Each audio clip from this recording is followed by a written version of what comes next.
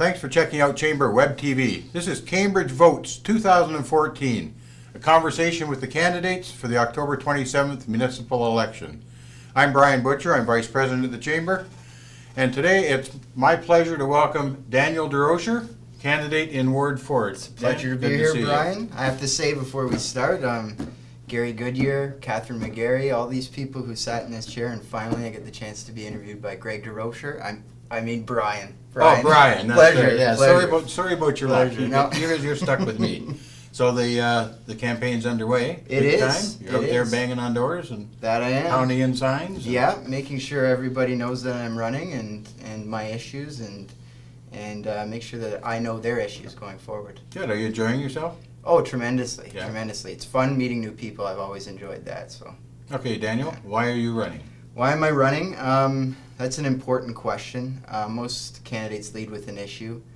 For me personally, it's my grandparents. My Papa Durocher, who was a well-known entrepreneur in the city, who actually gave the Durocher name the what it's known for today.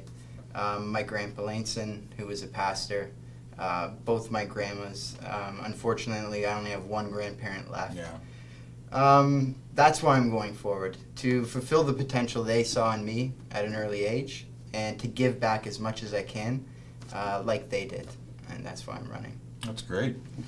Daniel, what do you see as the single biggest issue in Cambridge that Cambridge faces going down the road and perhaps even all municipalities in Ontario?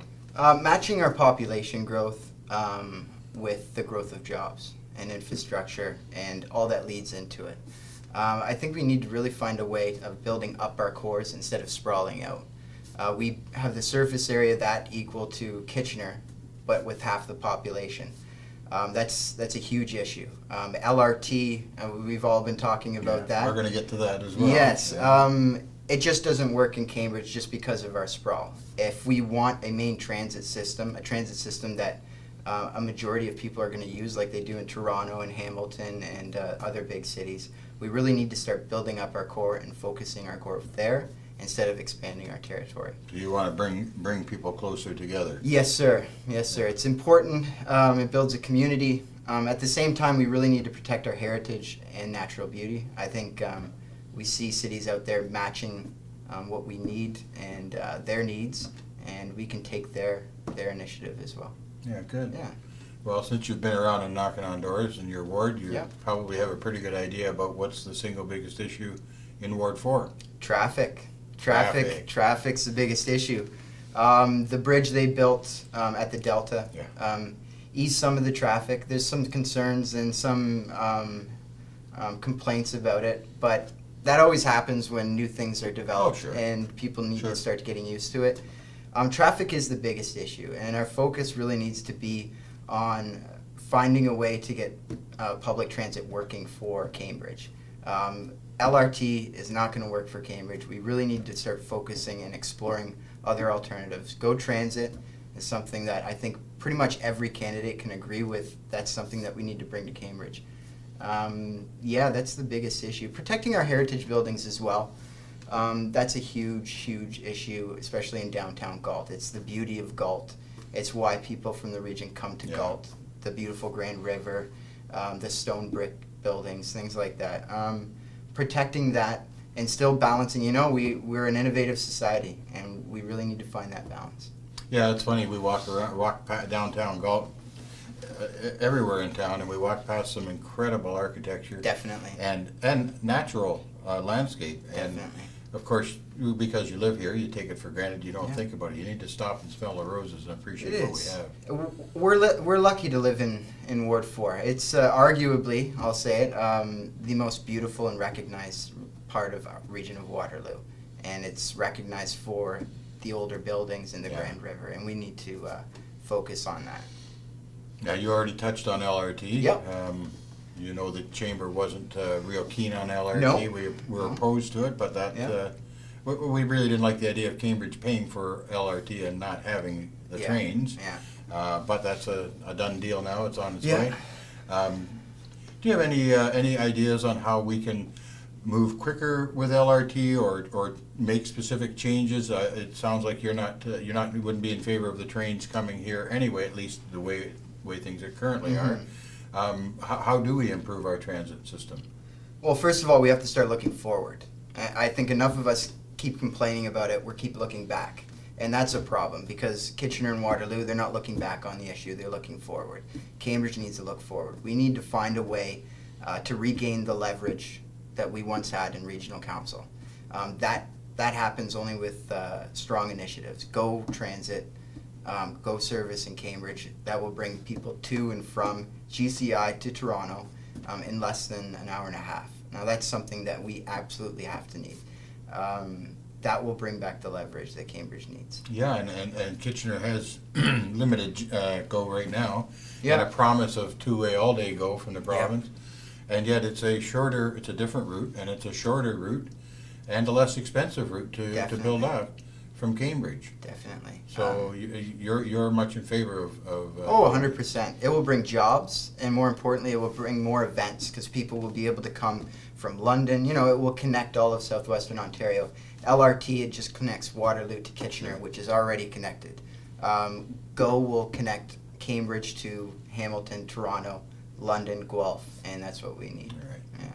Well, the Chamber's always looking for candidates for anybody with big, bold ideas. And I'm just wondering if you have any big, bold ideas for Cambridge going down the road. Building up, reaching out to the private investors, of course, the responsible private investors, and finding a way to build up our growth.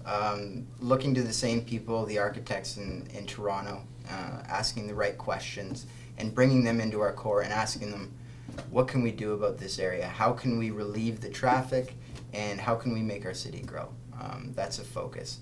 Another focus is creating an environment that will allow young entrepreneurs the ability to create new jobs in Cambridge. That is huge, absolutely huge.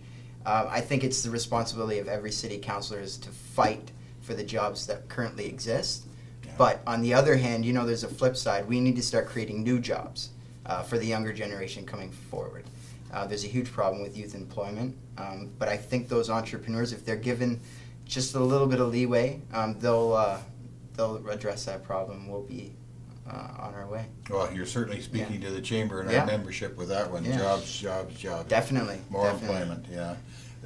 You've probably segued into that very well. Where do you see Cambridge in 25 years? Well, you hear a lot about people saying there will be no Cambridge, and it will be the greater Waterloo area. I don't see it that way. I think Cambridge will always be Cambridge. Preston will always be Politically, Preston. you think it'll be a separate political entity? We'll fight. Cambridge has always been a fighting town. You can even see it when the amalgamation, I was a little kid when that happened. Preston and Hespeler and Galt were constantly fighting over Yeah, territory, fighting over factories, things like that. Cambridge is a fighting city. Cambridge will never be overtaken by the greater Waterloo area, as they might call it. Maybe just in name, but Cambridge will always be Cambridge. We really need to start focusing, though, on bringing more events south of the 401. That's where we go.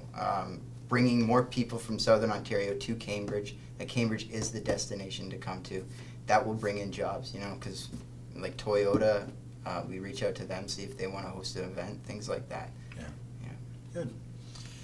Okay, we're just about done here, Okay. but as you're aware, I hope many people are aware, for the first time, Cambridge is offering voters a choice. They can go to the poll on the Yeah. 25th Yeah. and or the 27th and mark the ballot as usual, but this time, they're allowing online and telephone voting, which is a dramatic change. It's Yeah. 2014. In my opinion, it's time for that change. Definitely. And it has the potential to change the participation vote Yeah. or rate considerably, particularly I think among the younger crowd who will be able to whip out their phone and place their vote. Yeah. How do you see it? Are you in favor of online and telephone voting? Definitely. We saw it in Markham. They did a great job with it. You don't really see the huge spike. Like if people are expecting a huge spike in voter turnout just for the very first go round, we won't see that. But we will definitely see some growth in voter turnout. I'm 100% in favor of it. Speaking from myself, I know I lead a very busy life. Those times when it's out to go out and vote. You know, it would be a lot better if you're just sitting at home and you can just point and click. A lot of people are traditionalists. They like to put their ballot in, and it gives both those options. But any way that we can get somebody to vote and have their say heard, I'm 100% for. I'm hoping that it 100%. also encourages more conversations about Definitely. voting and therefore greater knowledge when Definitely. they place their vote. And Definitely. the social media aspect and so on will help to Definitely. foster that, I think. It should be said though, like, because a lot of people are saying there's some apprehension about it. They're afraid of voter fraud and things like that. I know the Chamber's addressed that issue as well. You know, it's something to be considered, but to tell you the truth, the city would not go ahead and do something No. if it wasn't tested, if they didn't know it was safe from voter fraud and things like that. So I have confidence going forward that online voting is the way of the future. Yeah, I think you're right. Yeah. I think you're right. Mhm. Do you want to take a minute and say anything to the constituents in Ward 4 directly? Of course, of course. I'd like to say to everybody out there, getting out and voting is absolutely 100% part of our democracy. I would be lying if I didn't say that it wasn't me that you wouldn't want to vote for, but I'd like to see you at least choose a candidate. That's the most important part. Thank you, There Dan. you go. So remember, on October 27th, you can go to the polls in the normal way and mark your ballot, or from October 11th to 25th, you'll have the opportunity to go online or by telephone and cast your ballot. All you need is your voter registration card, which you'll get with your PIN number on it, and you're all set to cast your ballot sitting at home in your pajamas if you like. Most important, as Daniel said, make sure you do cast your ballot, please. Daniel, it's been a pleasure talking to you. As Thank always, you, and thank best you. of luck. Thank you.